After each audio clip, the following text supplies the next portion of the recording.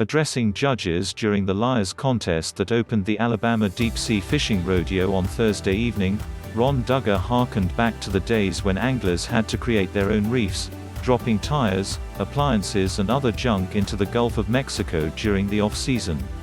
He and some buddies were fishing one of their homemade spots when one of them hung on something that wouldn't budge. So Duggar put on dive gear and went down to see what was going on. The line led him to a gigantic red snapper, sitting at the wheel of a '77 Lincoln sedan that Duggar and his buddies had previously repurposed as fish habitat. He had to go 50 pounds, said Duggar. This fish was huge. I mean huge. Biggest snapper I had ever seen in my entire life. I reached in there to grab him by the throat. And the son of A.B. rolled the window up on me.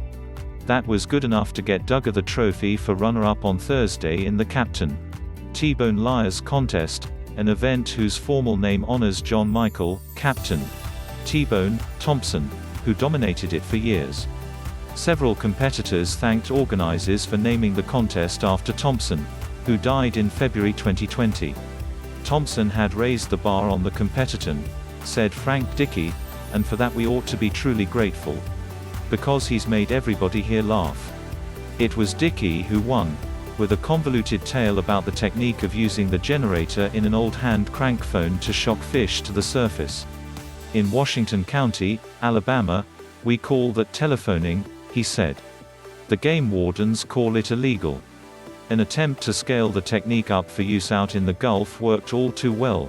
Dickey and his buddies supposedly hauled in so many stunned fish that their boat began to sink. The rising water revived the fish, including the old 55-pound snapper that was Dickey's nemesis. Before following the boat to the bottom, this fish gave Dickey a chomp somewhere he'd remember it. Dickey offered to show the crowd the scars on his derriere. The crowd opted to take his word for it. We got back to the house and I say, "Y'all know there's got to be a moral to this story somewhere," Dickey said. "I figured out, when you do bad things with your telephone, it'll come back to bite you on the ass." There are only 3 awards in the contest: Best Liar, Runner-Up and Worst Liar. Stephanie Bromley took the last category with a tale that was short on fish but guest-starred Willie Nelson. Anyone wanting to hear the whole catalog of lies can check out a video posted on the rodeo's Facebook page. After the trophies were awarded, the stage was turned over to the band Yellowhammer, featuring former baseball ace Jake Peavy. All in all, it seemed to be exactly the festive start that the Mobile Jaycees were hoping for their 88th rodeo. The event went on despite the COVID-19 pandemic in 2020, but in reduced form. The public festivities that draw thousands of people to Dauphin Island weren't held.